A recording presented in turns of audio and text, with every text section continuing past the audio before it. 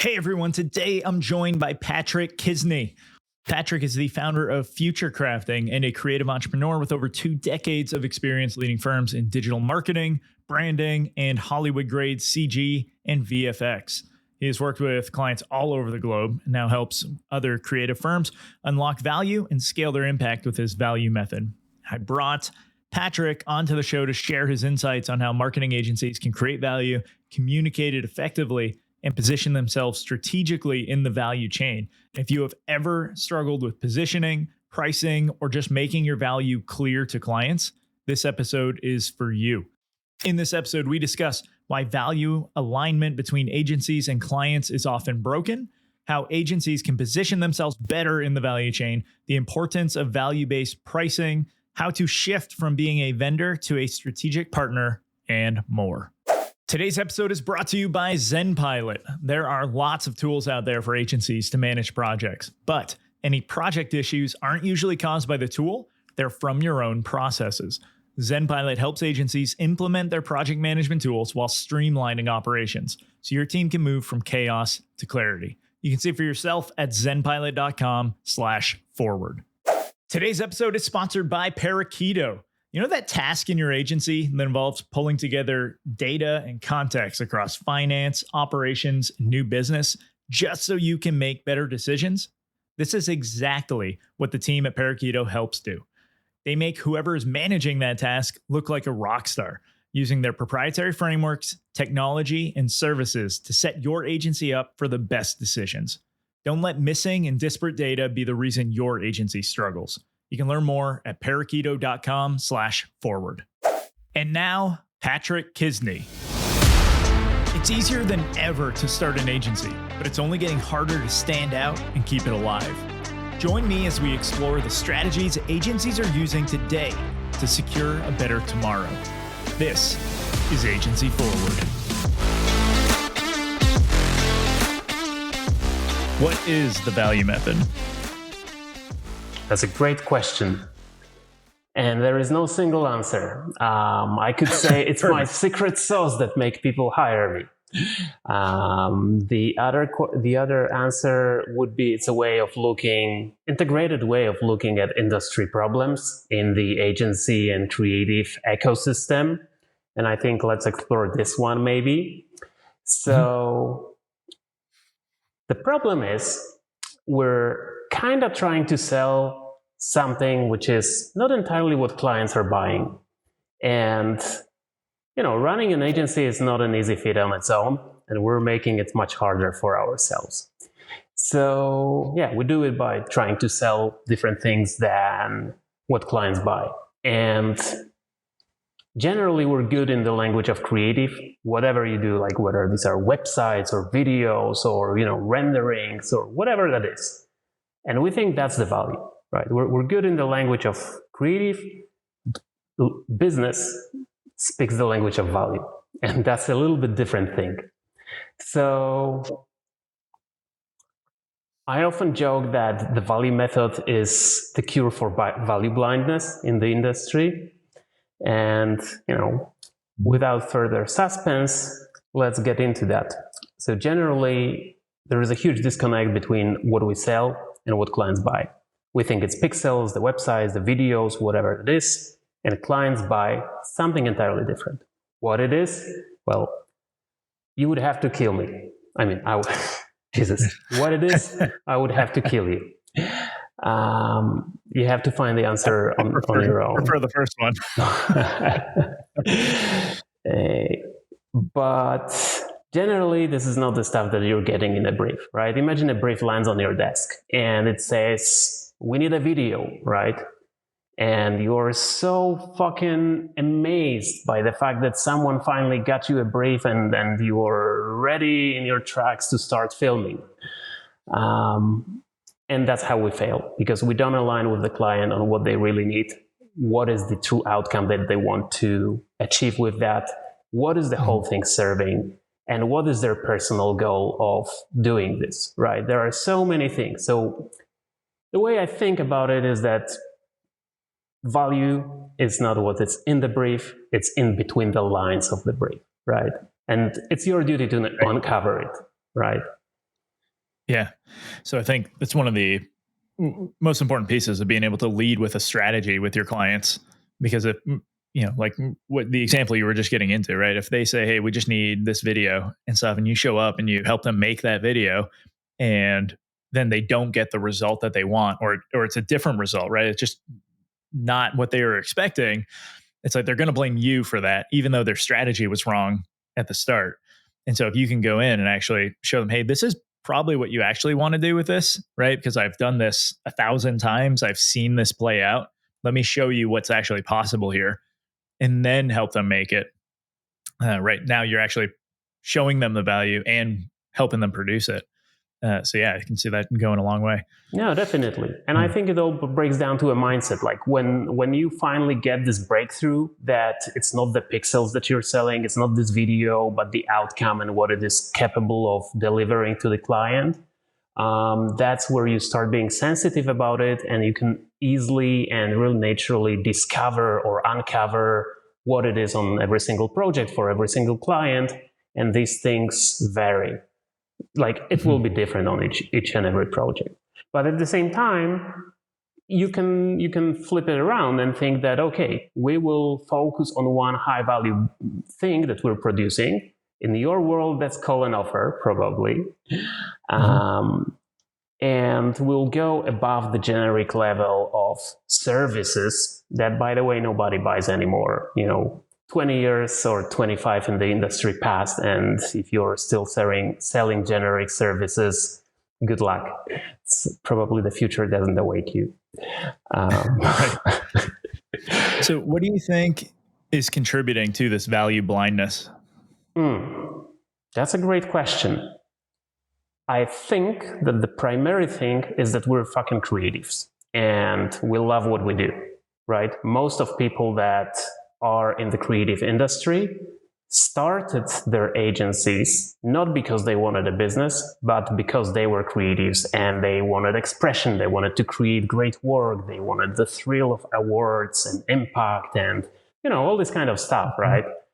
On a personal level, ultimately, we started our firms in order to be recognized for the great creative work and appreciated for that, for all the efforts and all the creativity we bring to the table, which unfortunately is not often the case. Right. Well, and that's like the exact reason I tell most agency founders that they need coaches. They need to bring people into their world to be able to help them with these things, because usually they did start it to be able to do a specific task. Like they have some way of doing something or some form of creative, right, that they believe is better or different than everybody else. But that doesn't mean you're going to be the best person to lead a team doing it, or to, have the best like financial models for your agency. And so, having all those people that you can call on to open your eyes and kind of fill in those blind spots for you, goes a long way. Yeah, exactly. So it's like there is this saying that if you have a hammer, everything looks like a nail, right? That's a huge part of a creative people mindset, and I'm not super happy about it. I have been guilty of that myself, also across a large chunk of my career. But that's something we have to cure for ourselves, right? In order to get to the other side, to learn the language of business and start selling the right thing, not what we think what it is, right? Yeah. Well, it's interesting. I've been noticing it a lot lately, just like on LinkedIn specifically, where there's like two types of people, say around like marketing, where there's some that very much focus on the creative side, and then there's some that very much focus on the like numbers side and how to measure and track performance and all of that. And when you look at the types of content that each are doing, it's like they both say like, hey, we're doing great marketing, but they're looking at it from a completely different lens. So I think even everything that you're saying now is like, not to say, hey, creatives can't have all of these benefits. It's like you have a skill and like a special power. How do we turn that into value to get in front of people the same way that someone who just looks at the numbers is able to do the same thing, and then find someone to fill those other gaps? No, absolutely. So in the value method, there is an interesting thing which I call 6 tipping points for a creative business. And by tipping points, I mean these are places of failure where we usually tip over. That's how I understand these tipping points. And one of them is value alignment, or the problem of not being able to align on value with the client. And what I mean by that is that, the brief lands on your desk and you start doing this project and you fail to align, like, what is the criteria of success for this project, right? What is it all about? So that's one thing. And the other thing is being able to communicate that value to the world. And how do you do it? Like, and this is like truly peculiar. It blows my mind because great advertising agencies have figured it out a long time ago. They made case studies.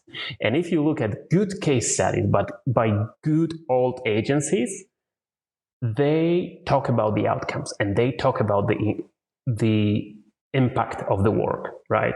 And for some reason, 90% of the remaining industry, like not the big guys, but all the small firms that we work with, they fail to take this lesson. And if you look at how the work is presented, that's where the problem starts, right?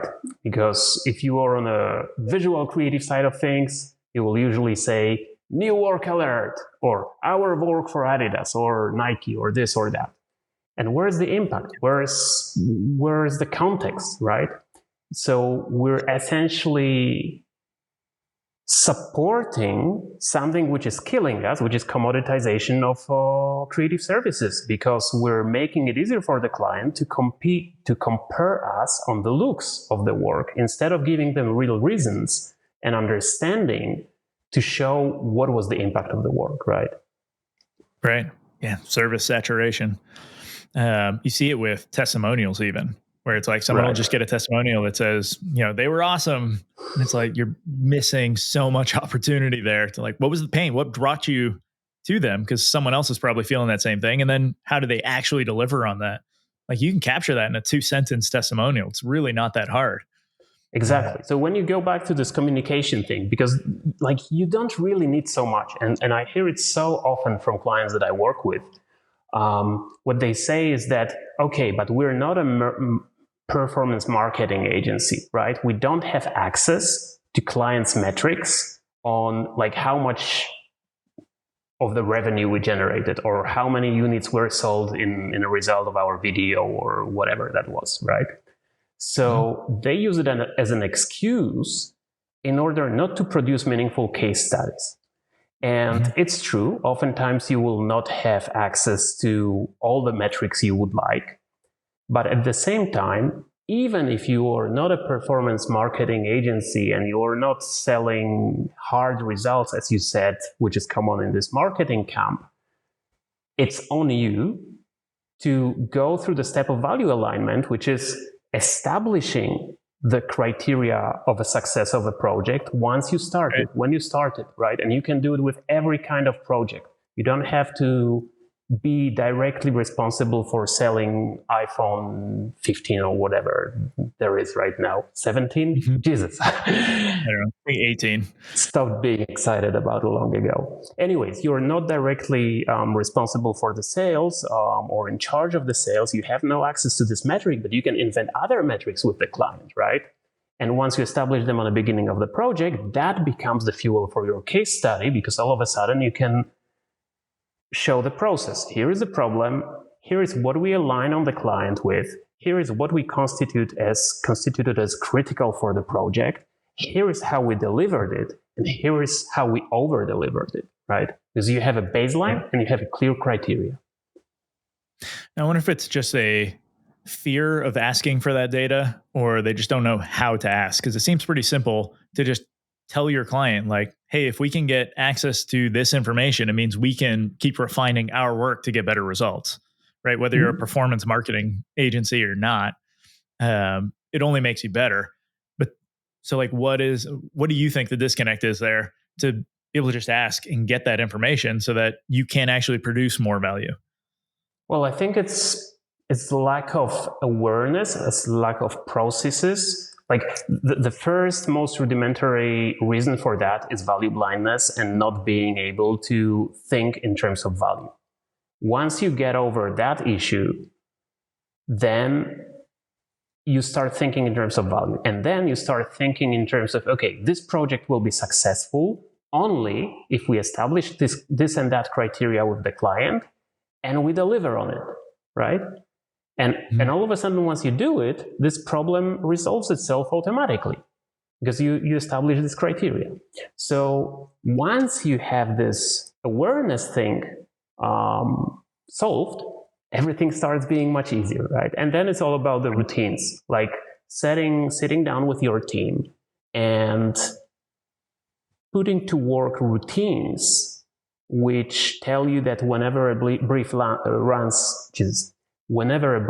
on your desk, you don't rush to grab your pencil or crayons. This is the time to talk with the client about the real stuff that matters. And only once you clarify this, you hit into the execution mode and you deliver, right? Yeah. Does this make sense? It does. And now I want to I think we're going to lead from that into the value chain. And just, can you give a quick primer on just what is the value chain? Yeah, that's a great question. This is something I created in order to solve a bunch of problems of my clients. And when I run my agency and studios, we were in the, let's call it an agency ecosystem. Meaning, imagine there is a Fortune 100 or Fortune 500 company. And this company does have an agency of record, which is one of these huge firms that serve them thoroughly. And such an agency will work with a lot of different vendors and partners to deliver on whatever they have to do in order to launch iPhone 17 or 25, right? And so they work under the agency. And this could be like production houses, animation studios, video production, content production, media, events, all these kind of firms, right? So, and these firms, they will also hire different, subcontractors or partners or freelancers or creatives. And all this interconnected thing, this is what I call a creative value chain. So it's a hierarchical structure. And guess what? When you're on the bottom, very likely what happens is that you're in the execution business. You're at the very end of the chain of command, right? And as you progress to the top, imagine you're the agency of record working directly with the client. You're responsible for much more business impact and you have much more responsibility, right? You are much more involved in business rather than in execution. So the value stacks across this hierarchy. And, imagine you're one of the firms on that value chain. The amount of flexibility you have in terms of how you structure your offering, how you price, and how you execute is dictated to a huge degree by the rules of the value chain. And what blows my mind is that many studios don't have awareness of the fact that there is such a thing, that it's worth to map it. It's worth to understand how value stacks, what are the responsibilities at, each of levels.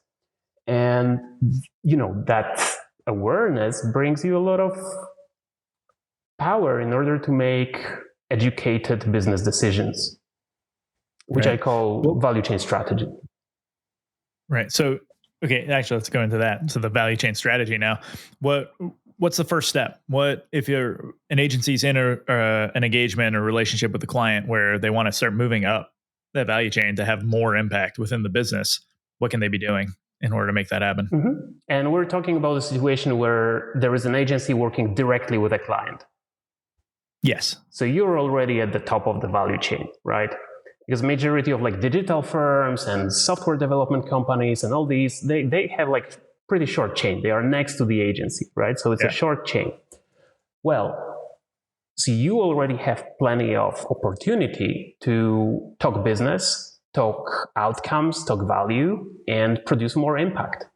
And that's a great position to be, because if you're on the bottom of a large value chain, you cannot really do much. What can you do? Be proactive. show something which is, a bit of initiative, right? And this is what actually links with my way of thinking about leadership in creative industry. And by leadership, I don't mean leading your team, that's a different story, but leading your clients. And so imagine this. Everybody's got a real sales problem. Everybody wants more leads, right? Have you met an agency that doesn't want more leads? Nope. That's the biggest Non-existent, right? Yeah. But guess what? Then as you evolve, you may think, okay, we got enough leads. We probably need better leads, right? You start qualifying, you start focusing on something, you have a better understanding of where you're going, and not every lead is created equal. So you need better leads, better clients. And guess what? Better clients they don't exist. This is a kind of conundrum, but they don't exist. And why do I say so? Because imagine I gave you 10 brand new, absolutely amazing clients. And what happens next? You serve them the way you serve them, and the results are pretty much in line with everything that you achieved so far. So it doesn't matter that I bring you Nike. Why? Because the client is only as good as the relationship you can form with the client, right? You need two to tango. And probably you're the weakest link in the chain. And where I'm going is that to elevate these relationships, takes something more than order taking. It takes vision. It takes a vision, right? It's knowing where your industry is going, whether you're a digital agency, you do web software, video, whatever. So having this vision where things are going, but also having good visibility into where the client's industry is going. Let's say you serve automotive industry, right? You can see the trends and see beyond the trends. And all of a sudden, when you see more and you position yourself as a leader to the client, you can show them things that they don't see yet. And all of a sudden, they start listening to you and you become a partner. And that's how you can start creating more and more value. Because you bring something that they don't see, and that's a huge value already, and that's a ticket to be involved in decision making. Right, which is more of an argument as well for why you should be niching down. Because if you can gain that expertise within a certain space and you can share those types of insights, but if you're doing everything for everyone, it's really hard to collect that type of information. So now when it comes to how do I create value for my clients, it's like you can create a lot of value by just understanding their space as well as they do, if not better. So yeah, exactly. Huge. Being a step ahead, guiding them. So I often say that following industry trends is probably the worst possible business advice you can get. And guess what? Half of LinkedIn is, full of that, right? Now, see further, see where the industry is going, and take your client there. And that's the best way to transform relationships and also massively increase retention of a client. Because, if you build this kind of relationship with a client, there is no fucking chance that they will replace you with someone who just hit their desk via cold mailing campaign, right? Or because they are 5% cheaper or whatever, right? What are your thoughts on differentiating like agencies within, almost every market right now feels crowded at this point, but what are your tips, thoughts, anything for how an agency can differentiate? Differentiating is, not differentiating is a death sentence. Yep. Fair. That's my thought, pretty much. This is a good question. Let me think how to take this. Obviously, when you start thinking about developing a proper business, that differentiation is needed, and there is a range of things here. Like, first of all, I'm seeing a lot of people fostering a little bit unfortunate understanding of differentiation. Let's say many people talk about curiosity, bring curiosity, pick curiosity, be curious, make people curious about you, etc., etc. And often it results in studios which start talking about themselves using quite fancy language. And they try to differentiate them, and they do it, but it doesn't work. And the reason it doesn't work is that in branding, differentiation is only valid and makes sense and matters if it's relevant to the client. So you don't want to be differentiated. You want to be relevantly differentiated, right? So you need to find a difference, find an angle that means something to the client, that delivers value to the client, right? Does this make any sense?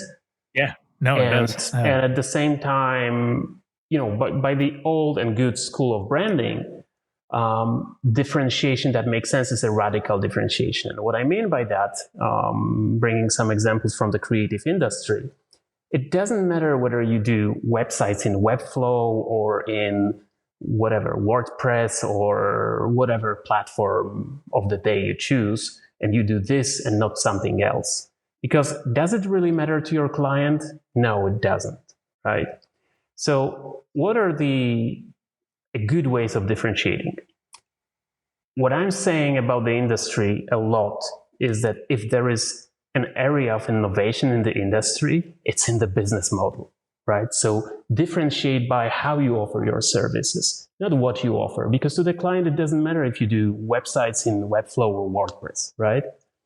But it could matter how you're offering your websites, right? Maybe it's a website as a service. Maybe it's a website that you deliver for free, but your pricing model is set up this way that you get a chunk of a successful sale, right? And all of a sudden, if you do it properly, this thing can make serious difference. Right. Just an example, right? Yeah.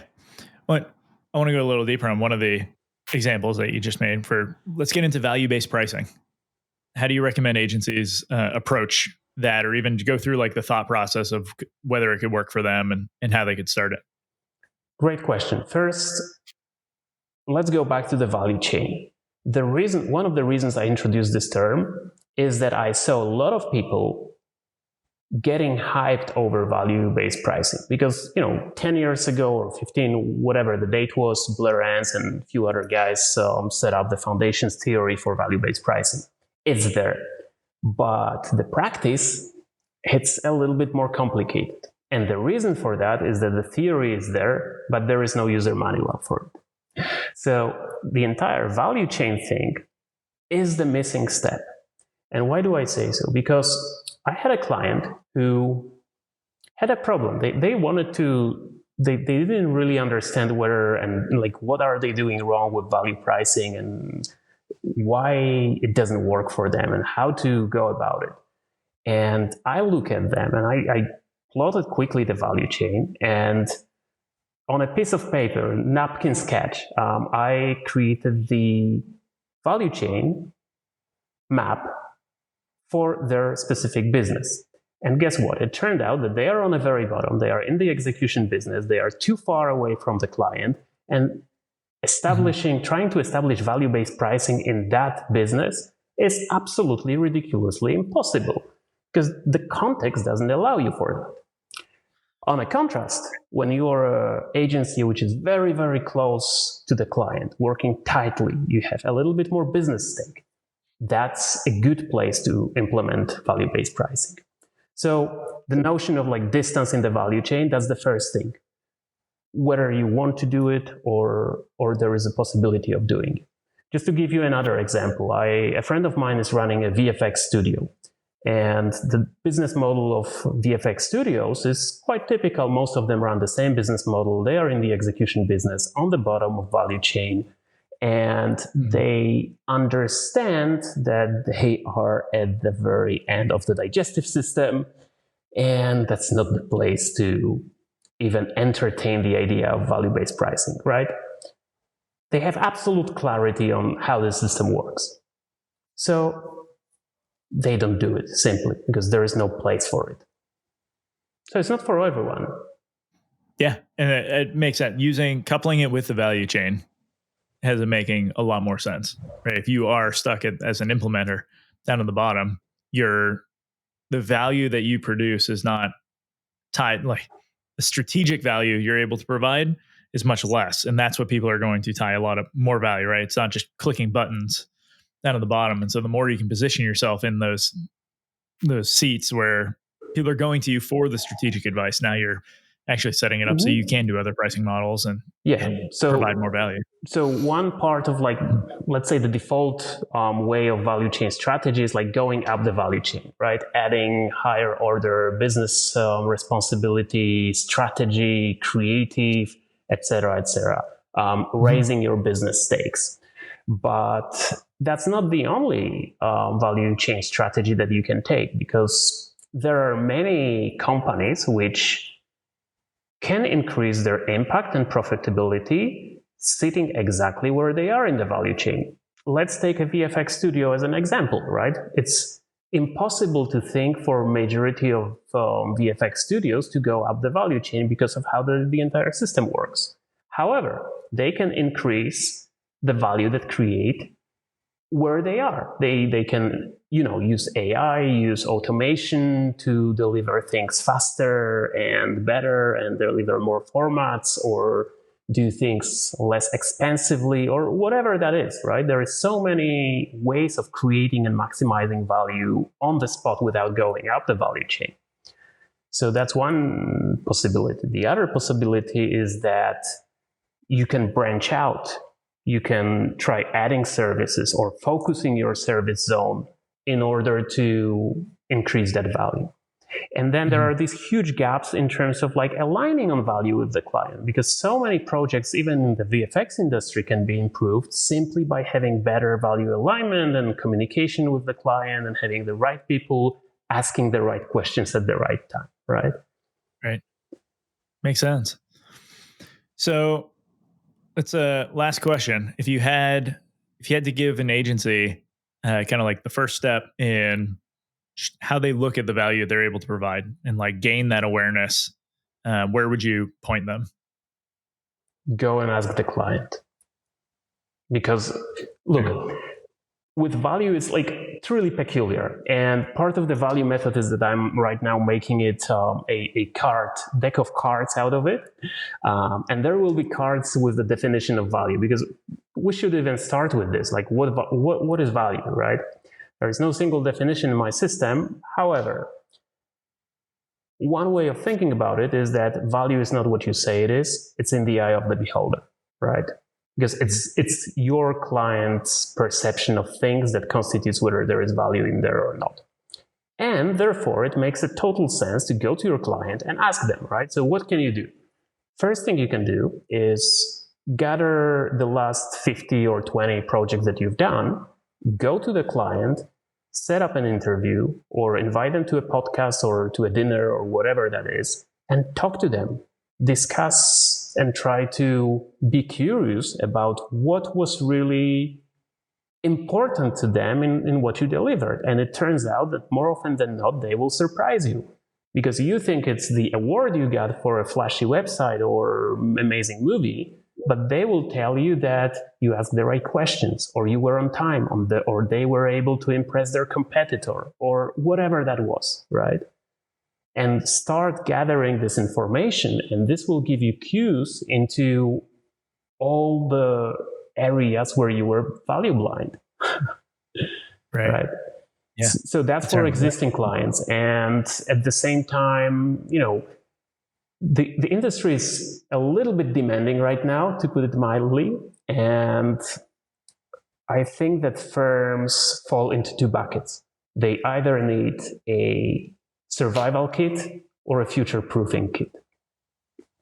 And leaving the survival kit for a while, let's focus on the future-proofing kit. And one of the things that I suggest often is that besides your core offering, you should be constantly exploring new value offerings, new avenues of value, new possibilities, right? This could be exploring other value chains. This could be exploring other spots in your current creative value chain. And how do you do that? Well, business R&D budget, both financial and mental, focus on that.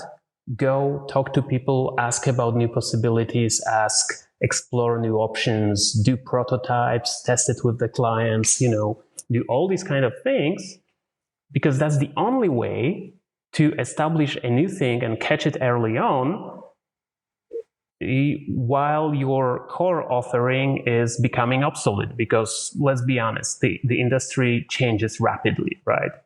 And you're surfing waves. You catch a wave, you go quite well for about a year or 2, 5, depending on the technology and trend. But then you need the next thing, right?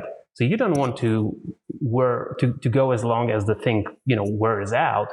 You want to be testing other things and, switch to them when they are tested and ready. Speaking of value, a lot of value packed into this episode. So thank you for that, Patrick, and my ability to make a dad joke on this. Decent questions. 2 more questions. Enjoyed. Awesome. 2 more for you. First, what book do you recommend every agency owner should read? They should write one. Ooh, I haven't heard that one yet. Too many books. Too many books, definitely. There are 3 books or 3 groups that I hold dear to my heart. The first one is obviously the classic David C. Baker's Business of Expertise, and the next one, which is something blah, blah, blah, blah, of Secret Elite Advisors or something like that. Yeah. Both good books about consulting and expertise. And this is what every single company should be focusing on right now. And the reason for that is that generic services are dead. We all know it. You are making it harder if you're defaulting to it. So the future of the industry is going to be consultative. And that means you need to learn to consult. And that means understanding, recognizing, and communicating your expertise and consulting, adding consultative layer to your services. So David Baker is the guy for these things. Second, value-based pricing. Blair Enns, obviously, he's got a marvelous book, Win Without Pitching Manifesto, and then Pricing Creativity. These are the Bibles of value-based pricing.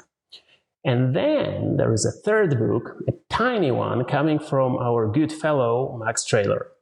And this is Agency Survival Guide or something like that. Yep. For the record, Max is not paying me, but hard to believe, but I think this book deserves a Nobel Prize in the category of value to volume ratio. This is just a coffee break book packed with amazing knowledge. So that's my recent highlight. Awesome.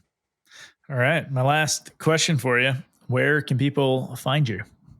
Oh, that's a great question. I'm quite active on LinkedIn, although I swear by it a lot.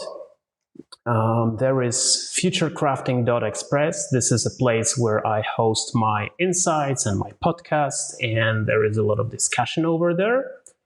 And I think these are the best 2 places. Awesome.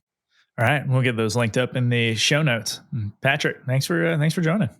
Pleasure chatting with you, man. I think that ultimately we name it differently, but we're fighting the same battle to help agencies overcome generic undifferentiated services. We just call it differently, but the premise is the same. Differentiated, focus on value, go up the value chain, and get unstuck from the old obsolete model. Cheers. I can get behind that. That's the show, everyone. You can leave a rating and review, or you can do something that benefits you. Click the link in the show notes to subscribe to Agency Forward on Substack. You'll get weekly content, resources, and links from around the internet to help you drive your agency forward.